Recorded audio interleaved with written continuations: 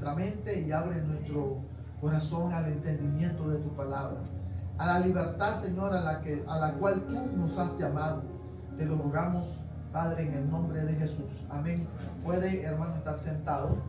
Entonces estamos desarrollando el tema la libertad del siervo de Dios, capítulo 1, capítulo 2, y habíamos establecido de que el evangelio nosotros como iglesia no lo podemos reducir a no comer algunas cosas o a vestir de una manera o a practicar ciertos rituales de los cuales nosotros como cristianos ya no estamos obligados a hacer o a practicar, porque ahora estamos verdaderamente libres en Cristo Jesús.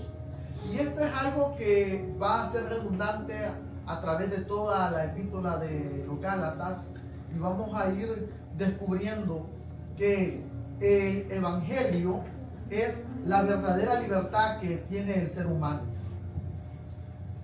Es lamentable que a través de los siglos de la historia del cristianismo se predica un evangelio diferente, el cual no es el evangelio de Cristo, que reduce a la persona y a la sociedad, cual si fuesen otras religiones como la del Islam u otras que existen, a tener sometido a la persona y al pueblo. Por eso Marx decía que la religión es el opio de los pueblos, es aquello que adormece al pueblo, que atonta al pueblo. Pero el evangelio verdaderamente no es una droga que nos adormece y que nos tiene entumidos, o que vamos a estar ahí para decir sí, Señor, a una sociedad o a una sociedad que se encamina bajo el poder de la corrupción y bajo el poder del pecado. No, el evangelio, cuando lo recibe la persona verdaderamente, trae libertad. Pero ¿a qué se refiere Pablo con esto de libertad? Y es que el pueblo de Israel, hermano, vivía bajo la cautividad, bajo la maldición de lo que se conoce como ley. La ley es buena porque nos da a entender cuál es el parámetro de vida que debíamos de tener, el parámetro de vida que tenía que tener el pueblo de Israel. Y haciendo estas cosas, cumpliendo la ley, el pueblo podía ser salvo. Amén.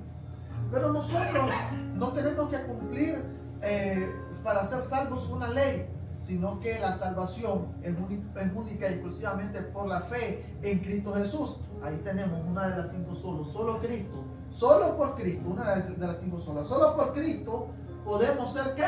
Salvos. Solamente por Él, decía el canto, porque no hay un nombre bajo el cielo dado a los hombres, no hay otro nombre bajo el cielo dado a los hombres en el cual podamos ser salvos. Y bajo la primicia de que el ser humano quiere ser salvo y no quiere sufrir en una eternidad, porque nosotros intrínsecamente entendemos de que cuando morimos no termina todo ahí, sino que hay vida después de la muerte. El ser humano entiende por lo general eso, al que algunas personas, llámense ateos o llámense algunas personas que son agnósticas, que no creen tal de pronto en la vida después de la muerte, ellos creen que eso termina aquí y ya se acabó, ¿verdad? La verdad es que el ser humano sabe, piensa, cree, aunque no sea cristiano, aunque no sea creyente, de que hay vida después de la muerte. Y bajo esa primicia de querer tener vida después de la muerte y vivirla plenamente, las religiones vienen y adoptan un sinnúmero de parámetros y obligan a la gente a cumplir con esos parámetros para poder ser salvos. De manera de que en el primer siglo, cuando se empieza a predicar el evangelio de nuestro Señor Jesucristo, habían personas que querían obligar a la iglesia de Cristo a cumplir con las obligaciones que tenía única y exclusivamente el pueblo de Israel. El pueblo de Israel. Y entonces hoy, lamentablemente, miramos esas cosas dentro del pueblo de Dios, dentro de las iglesias. Mucha gente las practica porque ignora esas cosas. Entonces en diciembre se celebraban las fiestas del Hanukkah en las iglesias evangélicas, no sé por qué, ¿verdad? Pero hay gente que ahí anda con su Hanukkah celebrando la luz, la fiesta de las luces. Cuando el Señor Jesús dice: yo soy el camino, la verdad y la vida, yo soy la luz del mundo, Él es todo, yo soy la primicia. Él cumple todo, en Jesús se cumple todas esas cosas, de manera que nosotros no tenemos que celebrar esa fiesta, sino que debemos de celebrar única y exclusivamente a Jesucristo, solo Cristo. Entonces ahora inicia el año y las iglesias celebran la fiesta de las primicias y traen sus ofrendas y sus cosas con el engaño de decirte que trayendo tus primicias y haciendo estas cosas, este acto, llámese dinero, frutas y cosas que trae la gente a veces, usted está proclamando, trayendo la primicia de que este año, está declarando de que este año, ¿verdad?, que se está iniciando, va a ser bendecido por Dios porque usted está presentando primicias.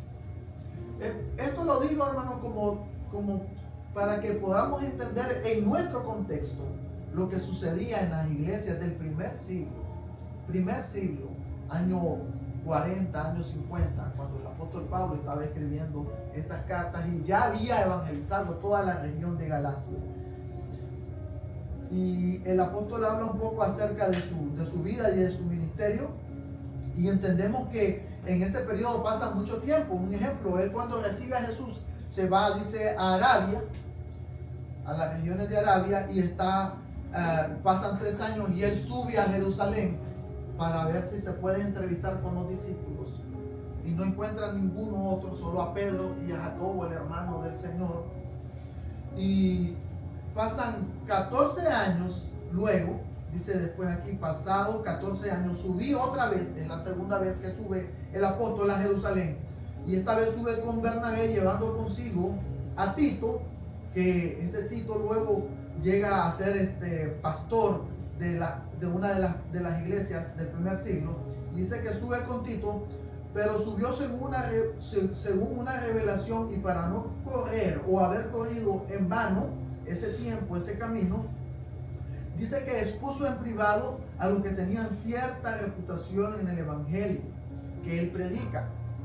Él expone lo que él predica, porque el apóstol Pablo había sido llamado a llevar el evangelio a los gentiles. Y aquí es donde está el choque, porque Dios se había revelado particularmente y exclusivamente ¿a quién?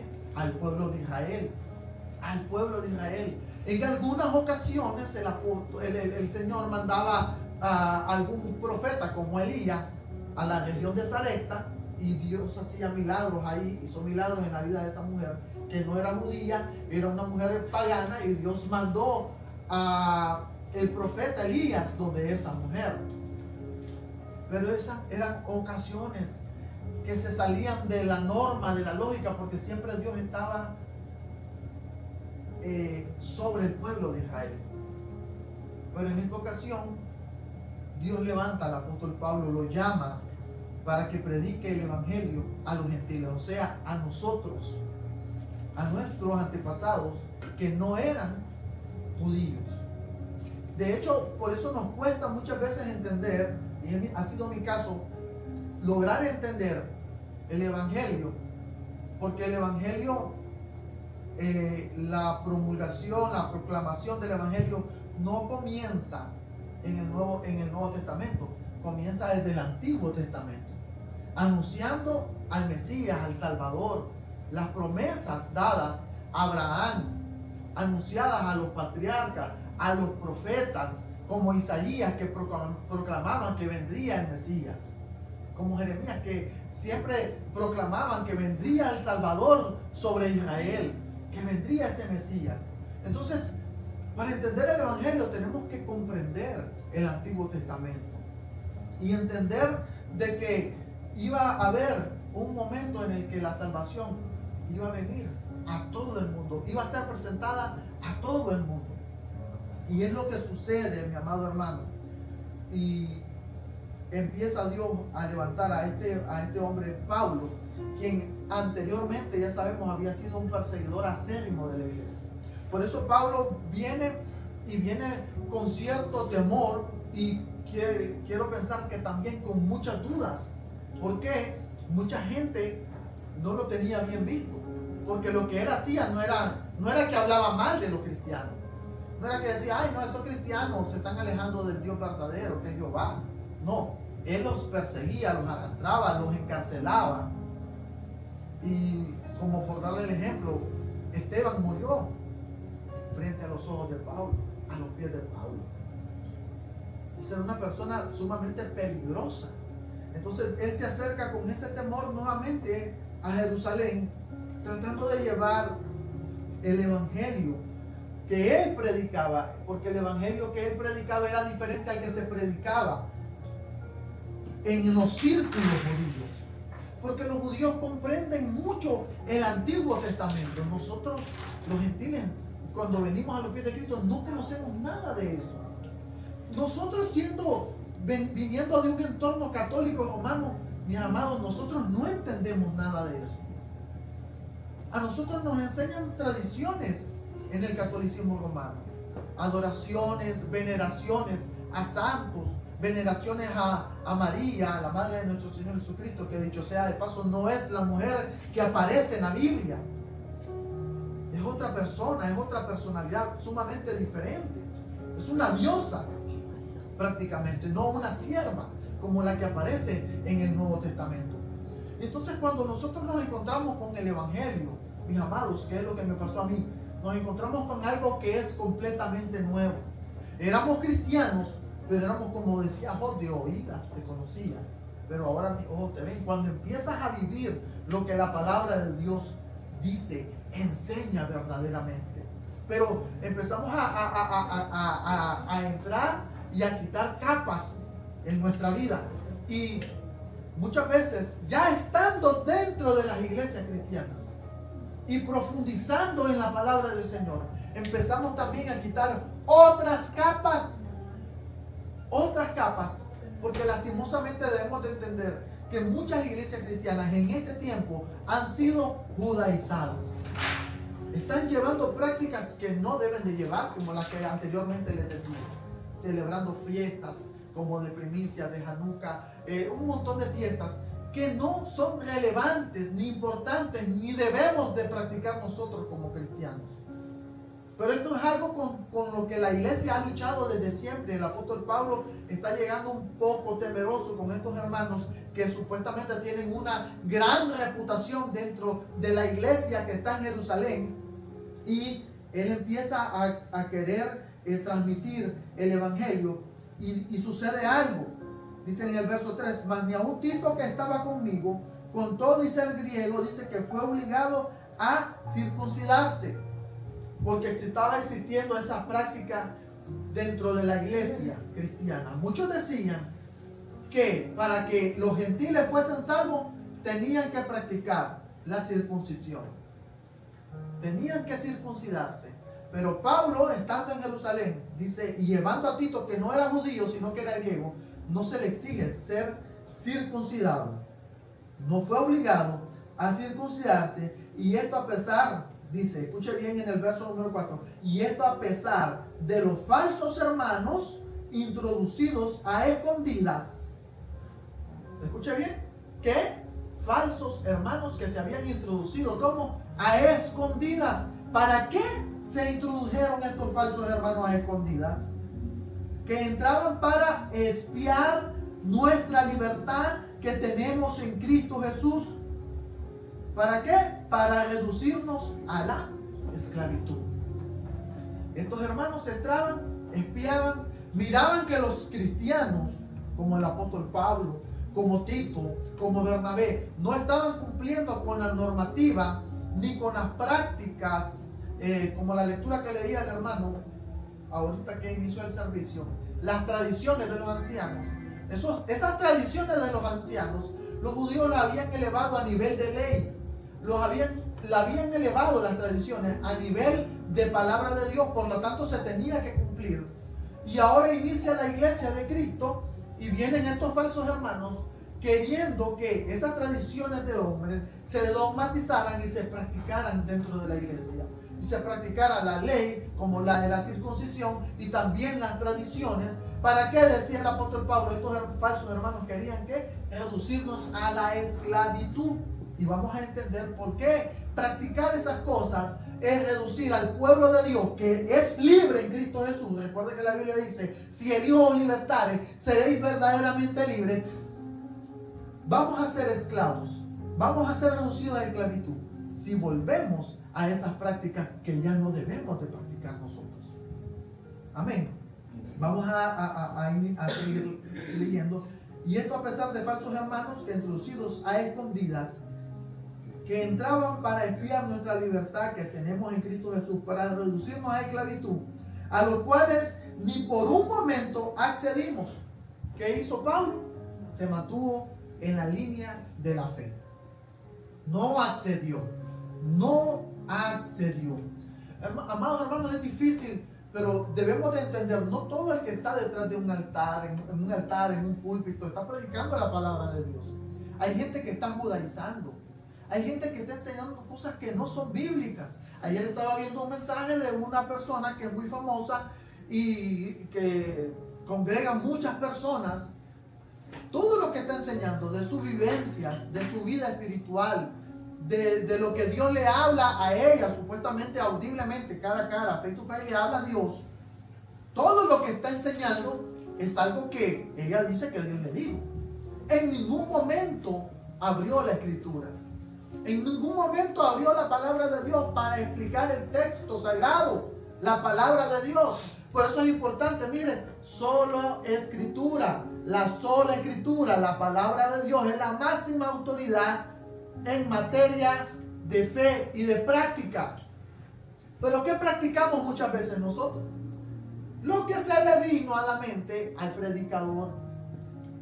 Ahí hay gente, hermanos, reprendiendo demonios y le ponen nombre de esto, nombre de lo otro, nombre de animales. Ahí hay gente diciendo que tenemos la unción del caballo, la unción del burro, la unción del camello.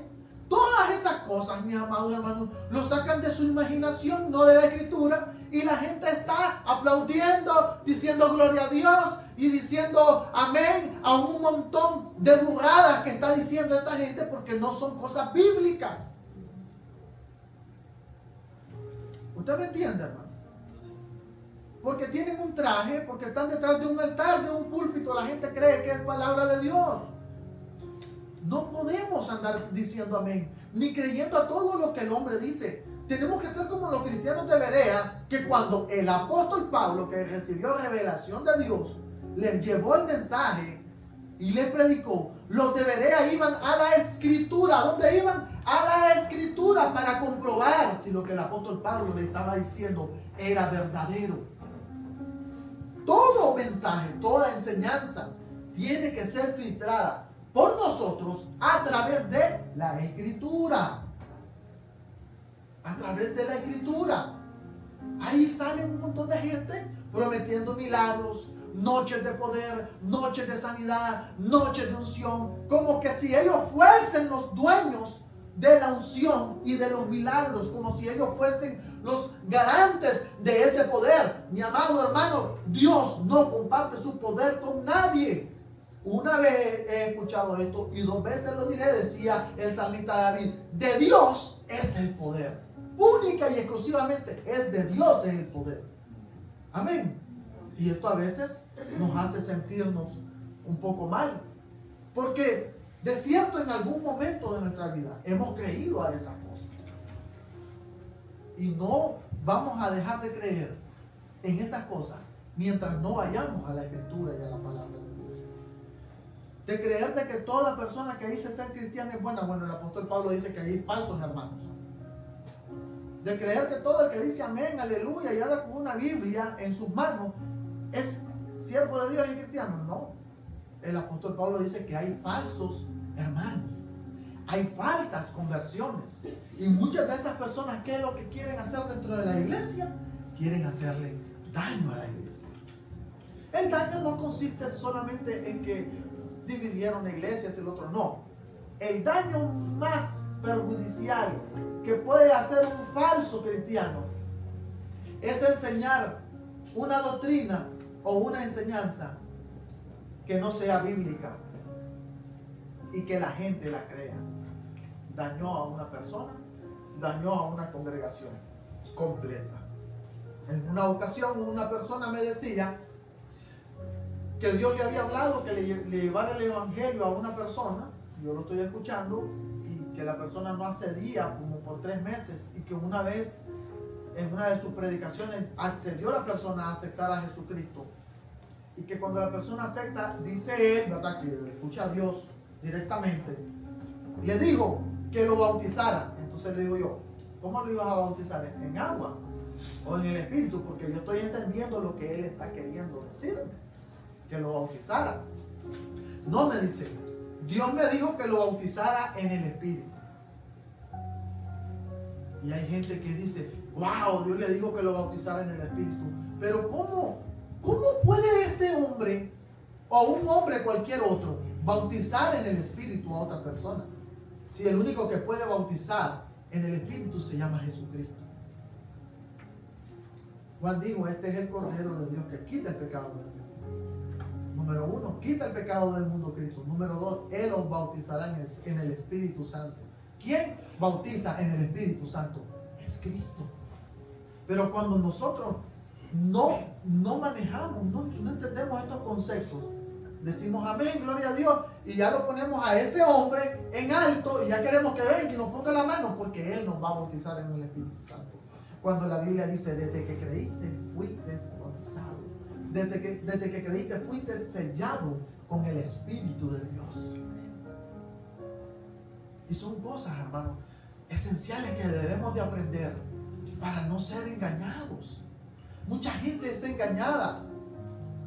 Mucha gente, mi amado hermano, después andan sufriendo en el mundo y se van decepcionados con Dios y con la iglesia, porque creyeron un mensaje que no era de Dios, que no era bíblico. Escucharon un evangelio diferente, y este evangelio cae bajo maldición. Dice, si alguno predica un evangelio diferente del que yo ya les he anunciado, si yo mismo le traigo un evangelio diferente del que yo ya les anuncié, o si aún un ángel del cielo trae un evangelio diferente del que yo ya les anuncié, este sea anatema, está bajo maldición. No podemos, amados hermanos, andar escuchando mensajes y diciendo amén, y andar detrás de enseñanzas que son diabólicas, porque no vienen y no provienen de la boca de la palabra de Dios. Y este es el problema que el apóstol Pablo está denunciando, que habían falsos hermanos. Y hay otros que vamos a ver más adelante, que de pronto no son falsos hermanos, son hermanos verdaderos, pero que cayeron en prácticas de hipocresía. Pero eso no me quiero adelantar. Prácticas de hipocresía. ¿Puede haber hipocresía dentro de la iglesia? Sí puede haber, sí la puede practicar la gente. Prácticas de hipocresía. Lo vamos a ver en la última parte del capítulo 2, pero creo que no nos va a dar tiempo. Dice que él no, en el verso 5, a los cuales ni por un momento accedimos a someternos para que la verdad del evangelio permaneciese, dice, con vosotros. Pero los que tenían reputación de ser algo, lo que hayan sido en otro tiempo, no me importa, Dios no hace acepción de personas, dice el apóstol, a mí pues los de la reputación nada nuevo me comunicaron. Antes que por el contrario, como vieron que me había sido encomendado el evangelio de la incircuncisión, como a Pedro el evangelio de la circuncisión, pues el que actuó en Pedro para el apostolado en la circuncisión, actuó también en mí para los gentiles, y reconociendo la gracia que me había sido dada, Jacobo, Cefas y Juan, que eran considerados como columnas, nos dieron a mí y a Bernabé la diestra en señal de compañerismo para que nosotros fuésemos a los gentiles y ellos a los de la circuncisión. Hay una división del ministerio. Pablo va a predicar a los gentiles, que son los incircuncisos, y ellos van a seguir predicando a los judíos, que son de la circuncisión. Cuando el término de los de la circuncisión son los judíos que practicaban la circuncisión en sus miembros, en su cuerpo, y los de la incircuncisión, que son los gentiles. Ahora bien, es importante ver aquí, para contrarrestar una gran mentira de la Iglesia Católica Romana, que dice que el apóstol Pedro fue el primer papa. Nosotros encontramos aquí que el apóstol Pedro está en Jerusalén y no solamente él, en primer lugar no está en Roma.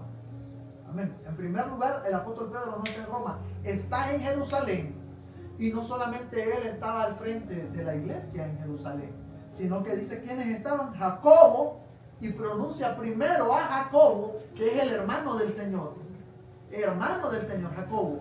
Número 1, pronuncia a Jacobo, Cefas, que es Pedro, y Juan, el discípulo amado Juan.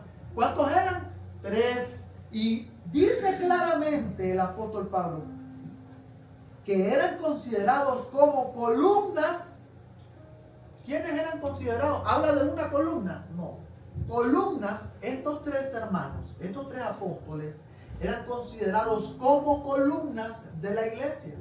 ¿Qué dice Pablo a Timoteo? Dice que la iglesia es columna y baluarte ¿de qué? De la verdad. Estos hermanos eran la columna de la iglesia en Jerusalén y ellos lo comisionan al apóstol Pablo a que vaya a predicar el evangelio a los gentiles y le solicitan algo al apóstol. Solamente nos pidieron, dice, que nos acordásemos de los pobres, lo cual también procuré con diligencia hacer. Otro ministerio que tiene la iglesia es ayudar ¿a quién? A los pobres, a los necesitados. Nosotros, siendo una congregación pequeña, mi amado hermano, hemos tratado de apoyar y de ayudar a algunas personas. La semana pasada o la antepasada fue, logramos dar una ayuda a una persona que tiene su mamá muy mal en Perú. Yo no lo conozco, solo sé que es una persona cristiana, ¿verdad?, que está pasando una situación un poco difícil. Es un defensor del evangelio en Perú. Y logramos mandar una pequeña ofrenda de ayuda para solventar las necesidades de esta mujer que está sufriendo en un hospital.